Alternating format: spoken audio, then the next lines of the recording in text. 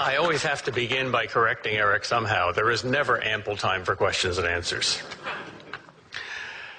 William James, one of the few philosophers who knows how to write, said that most of philosophy is meaningless because their questions don't make a difference. Which way you answer the question, if it makes a difference, makes the question meaningful. If not, not.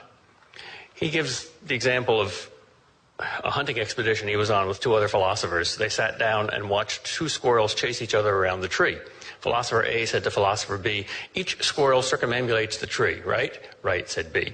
Does each squirrel also circumambulate the other squirrel? No, said B, because they're always in motion and neither of them ever catches the other or stays still. Oh, yes, they do, said A, because circumambulation is a transitive relationship. If you circumambulate the tree, you must circumambulate each other. Not so, said B. They argued for a half hour, stalked off in opposite directions, calling each other hopeless dunderheads, and vowed never to speak to each other again. William James said, I think I have just seen the history of Western philosophy.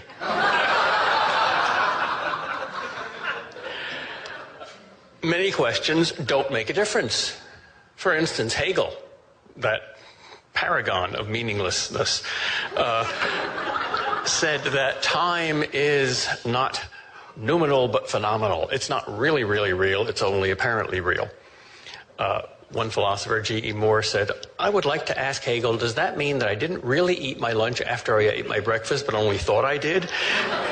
If he says that, he's insane. If that's not what it means, then why does he use such fancy words to say what we already know? I like that kind of simplicity. Socrates had it. And if there's any question that makes a difference and is therefore very meaningful, the question, is there a God? Here we are on a stage. Did anybody write the play? Or are we ad-libbing our lines? That's obviously a question that makes an enormous difference. Many atheists know that it makes a difference. Sartre says, the atheists of the French Revolution thought that God didn't make a difference. We want to discard this unscientific hypothesis. But meanwhile, we must get on with the business of living, which is to be good to each other and to seek the truth and to have children and to keep the human race going. Why, says Sartre? He prefers Dostoevsky. If there is no God, then everything is permissible, but nothing is meaningful. It makes a difference.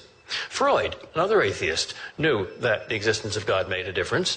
He classified religious faith as a species of insanity, collective insanity, which of course it is if it isn't true. Imagine Jimmy Stewart in that old movie, Harvey.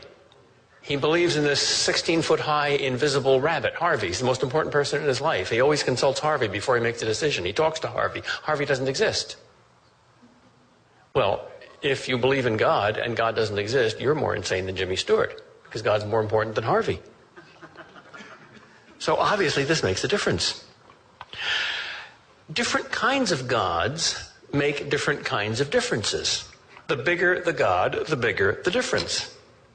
The pagan gods make differences. If you believe in Neptune, you might placate him so that you can survive a storm at sea. But if there's one God who is omnipotent and created the universe, then he makes all the difference in the world. The difference between non-being and being, that's an infinite difference. If a God can bring you from danger to safety or from disease to health, that's a pretty big difference. But if a God can bring you from non-existence to existence by the act of creation, well, that's an infinite difference. So the most important question is the existence of God, and the most important kind of God is the Judeo-Christian Muslim God who creates the entire universe, who makes an infinite difference. So let's talk about whether such a God exists. Can you prove that God exists? Yes and no. All proofs have limits. To prove that I exist, that's rather more difficult than you might think. To prove that this podium exists, that's quite possible. But can you prove everything about the podium or about me or anything else? Well, no. You can only prove a slice of something. And that's certainly true of God.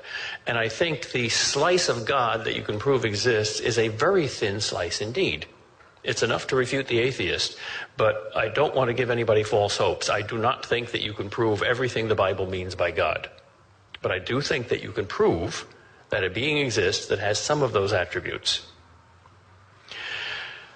If there is a God, then he must be to us something like we are to a snail or a slug. And we must know about as much about him as the snail or slug knows about us. So if we're to know any more than that thin slice, he has to take the initiative. Thus, the notion of a divine revelation and of the human belief in a divine revelation, faith and revelation are correlative terms like color and sight. Faith simply means believing in a revelation.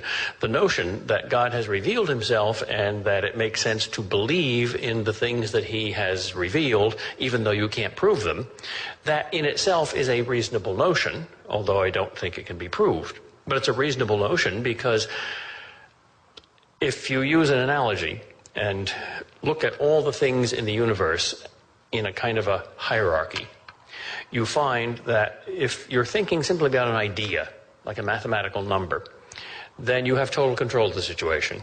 It can't do anything. If you're thinking about a thing that's real, independent of your consciousness, like a rock, well, all the activity is on your side. The rock can't move away and hide and lie to you, but there's a lot of stuff about the rock that you don't know. Then if you look at a living thing, like a plant, you can't totally predict what it's going to be tomorrow, at least not as well as what the rock's going to be tomorrow. So that's even harder to know. Then when you come up to the animal level, well, you have to win the confidence of an animal before it'll reveal itself to you. Some people have a way with animals, some people don't. When it comes to another human being, the activity is 50-50. If you want to know somebody, that somebody has to freely choose to reveal themselves to you, and you have to freely choose to be open to them. When it comes to a creature superior to a human being, like an angel, most of the activity has to be on the side of the superior. Finally, when it comes to God, all the activity has to be on God's part. Now, that activity, I think, is twofold. First of all, God creates you and gives you a mind, which is by nature capable of reasoning back to its creator. Even Frankenstein could do that. But then God also supplies needed to know information that the mind in its present state is inadequate to perform. Thus, the notion